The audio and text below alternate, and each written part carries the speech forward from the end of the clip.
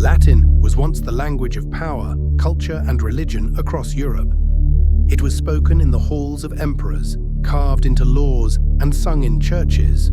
From the streets of Rome to the furthest provinces of the empire, Latin united people under one voice. But Latin did not last forever. It fragmented, evolved, and slowly faded from daily life. Today, Latin is remembered mostly in ancient texts, in mottos carved above universities, or in the roots of modern words. Instead, another language took its place. A language that began as the speech of tribes on a rainy, remote island. A language that grew through conquest, literature, religion, empire, and technology. That language is English. How did English, once so small and local, rise to become the global tongue? How did it replace Latin and later French as the world's language of communication? This is the story of English. A story of invasion and survival, of kings and playwrights, of empires and revolutions. A story that stretches from Roman legions to the internet age. And it begins with Latin. In the days of the Roman Empire, Latin was not just a language, it was the glue that held the empire together. The legions carried it on their campaigns, governors wrote in it, merchants bargained in it. From Spain to Gaul, from North Africa to Britain, Latin became the common tongue of law, trade, and administration. But Latin was more than practical. It became the voice of power and prestige. If you were educated, you read and wrote Latin. If you prayed in Latin. It was the language of philosophy, poetry, and politics. When Rome collapsed in the 5th century, Latin did not disappear. It transformed. The local dialects of Latin evolved into Italian, Spanish, French, Portuguese, and Romanian, the Romance languages we know today. Yet, at the same time, classical Latin lived on as the language of the Catholic Church, of medieval scholars, and of international diplomacy. For centuries, Latin was the language of Europe's educated elite. Universities taught in it, scientists published in it, and treaties were signed in it. To be part of European culture was to know Latin, but slowly things began to change. As the Middle Ages gave way to the Renaissance, new forces were rising. National identities grew stronger, printing spread local languages, and rulers began to govern in their people's mother tongue. By the 15th and 16th centuries, Latin started to lose ground to Italian, French, Spanish, and eventually English. Still, its legacy was profound. As scholars note, English replaced French as the global lingua franca only in the 20th century, and French before that had replaced Latin. Latin set the stage, but it would be English that claimed the world. The story of English begins in the 5th and 6th centuries. After Rome withdrew from Britain, new tribes crossed the sea, the Angles, the Saxons, and the Jutes. They spoke Germanic dialects that formed the foundation of Old English. This early language gave English its grammar, its structure, and much of its basic vocabulary. But England would not remain isolated.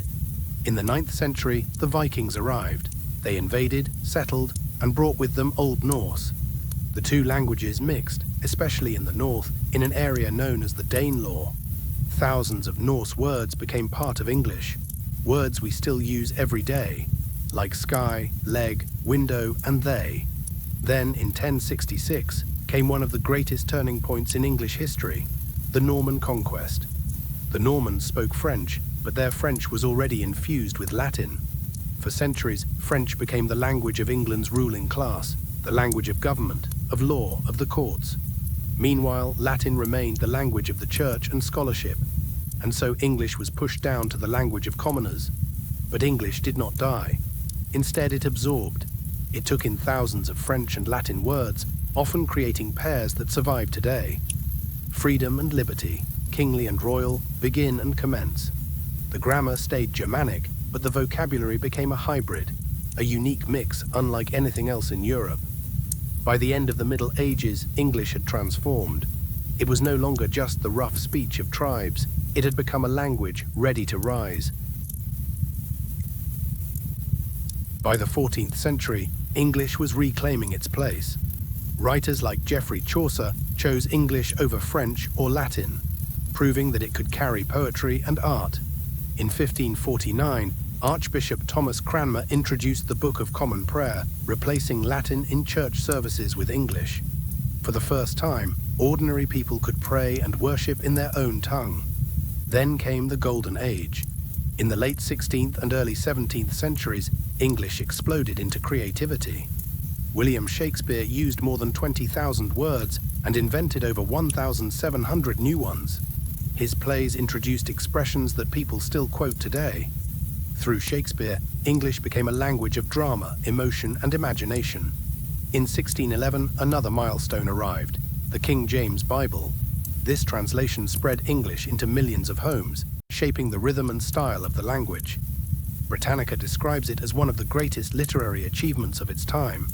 Theodore Roosevelt would later call it the most democratic book in the world. By the 1600s, English was no longer overshadowed by Latin or French. It was a national language of power, faith, and literature. And soon it would leap beyond the island that created it. From the 17th to the 19th centuries, Britain built one of the largest empires in history. It stretched across every continent.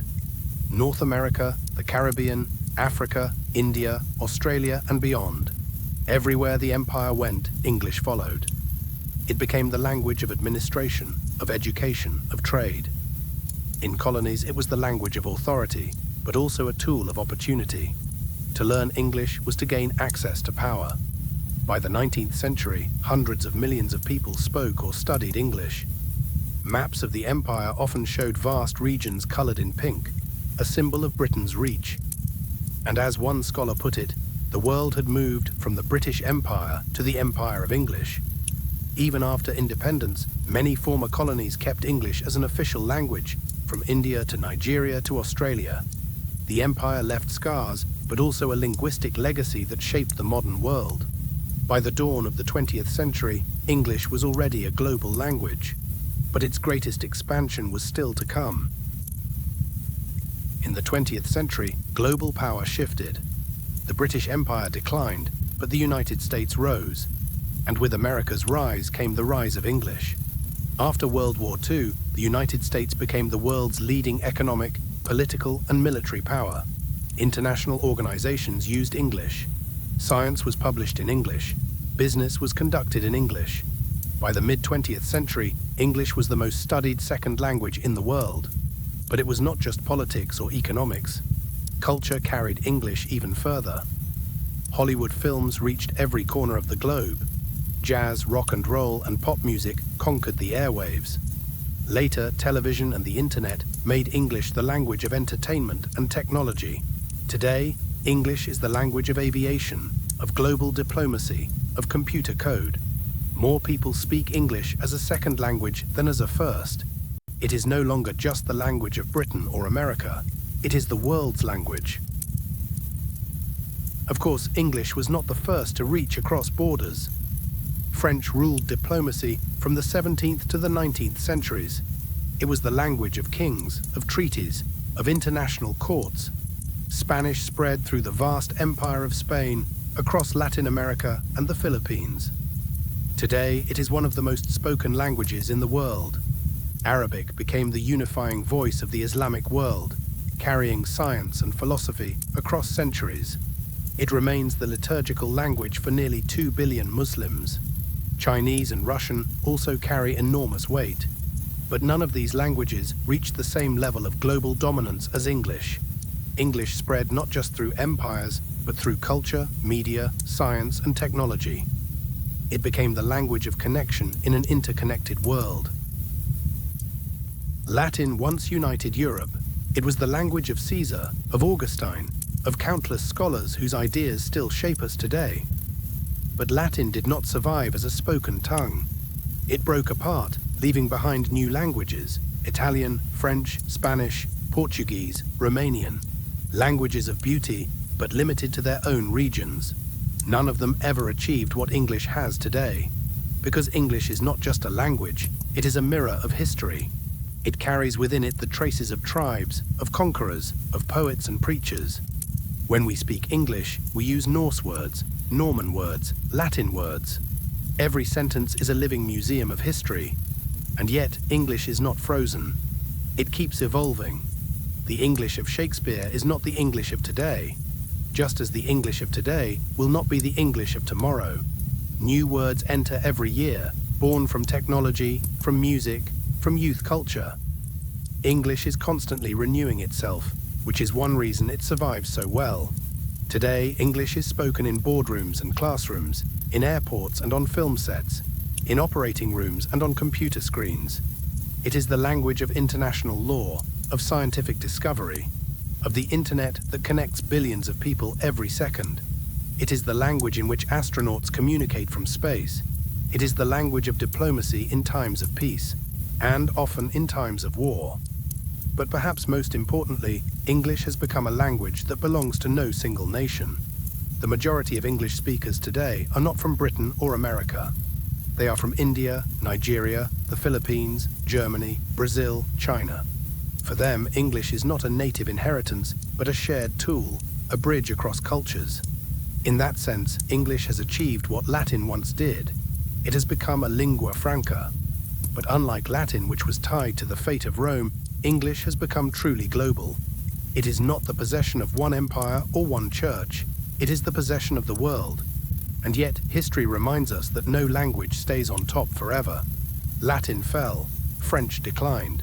Perhaps one day, centuries from now, English will give way to another.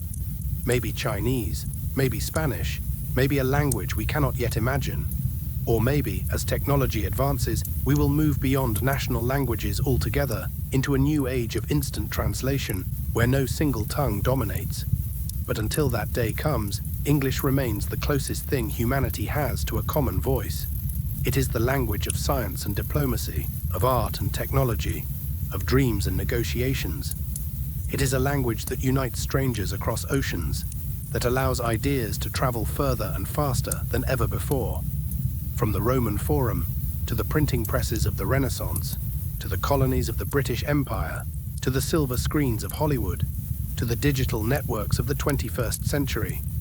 This is the journey of English. The journey from Latin to English is the story of humanity itself, of power and loss, of creativity and survival, of identity and connection. Latin once ruled an empire. English now connects a planet, and its story is still being written.